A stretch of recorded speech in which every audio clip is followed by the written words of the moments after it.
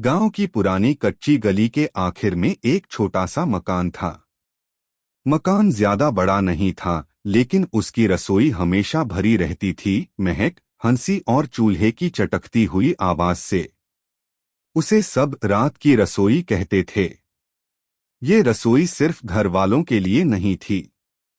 गांव का कोई भी मजदूर, राहगीर या भूखा इंसान रात के किसी भी पहर वहां आ सकता था और गरम गरम रोटी और सब्जी पा सकता था। उस रसोई की मालकिन थी श्यामा काकी, जिसकी उम्र 55 के करीब थी। माथे पर बड़ी सी बिंदी, साड़ी का पल्लू हमेशा कंधे पर और हाथों में महकते मसाले। उसके पति गुजरे जमाना पहले गुजर चुके थे। बेटा शहर चला गया था काम की तलाश में, लेकिन काकी ने अपने अकेलेपन को सेवा में बदल दिया। हर रात जब गांव के घरों के चूल्हे ठंडे हो जाते, तब श्यामा काकी का चूल्हा जलता। लोग कहते, दिन की रसोई पेट भरती है, लेकिन रात की रसोई दिल भर देती है। गांव का रिक्शा चलाने वाला रामू हो या खेतों से थकाहारा मजदूर, सब जानते थे कि अगर जेब खाली है और पेट में आग लगी है, तो श्यामा काकी की रसोई उनका इंतजार कर रही है। भूख और सुकून की कहानी। उस रात आसमान में बादल घिरे थे, ठंडी हवा चल रही थी।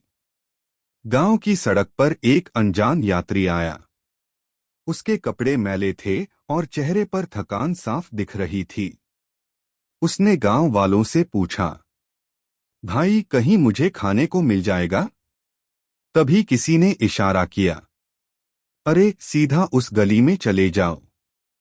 वहां श्यामा काकी की रात की रसोई है। वहां भूखा कोई नहीं लौटता। यात्री धीरे धीरे गली से होकर उस छोटे से मकान तक पहुंचा। अंदर से रोटी सिकने की खुशबू आ रही थी। उसने दरवाजे पर झांका तो देखा काकी तवे पर रोटी सेंक रही थीं और बगल में आलूमटर की सब्जी उबल रही थी। कौन हो बेटा? काकी ने मुस्कुराकर पूछा। राहगीर हूं अम्मा। 2 दिन से ठीक से खाया नहीं। काकी ने बिना कुछ पूछे थाली आगे बढ़ाई। गरम गरम रोटियां, सब्जी और साथ में गुड़ का टुकड़ा। यात्री की आंखों में आंसू आ गए। उसने सोचा, आज दुनिया में अभी भी इंसानियत जिंदा है। श्यामा काकी की रसोई अब गांव में सिर्फ एक जगह नहीं रह गई थी, बल्कि एक उम्मीद बन चुकी थी।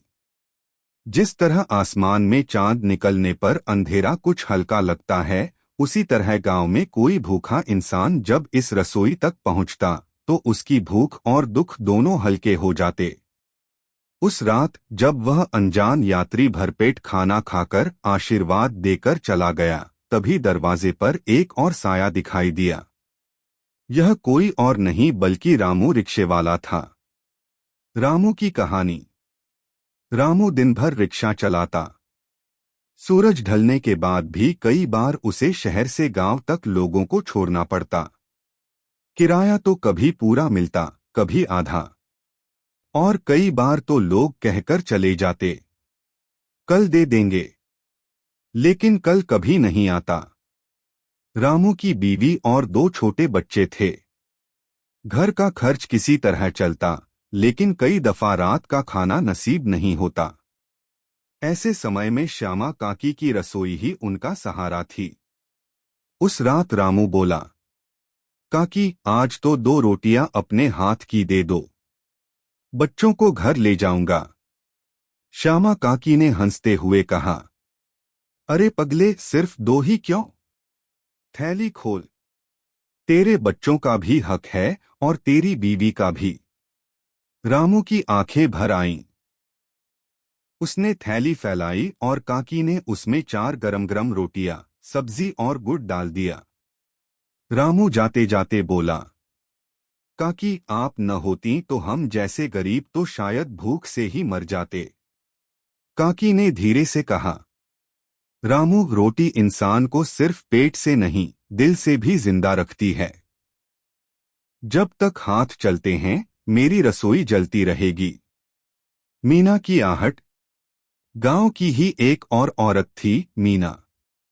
उसका पति बीमारी से गुजर गया था।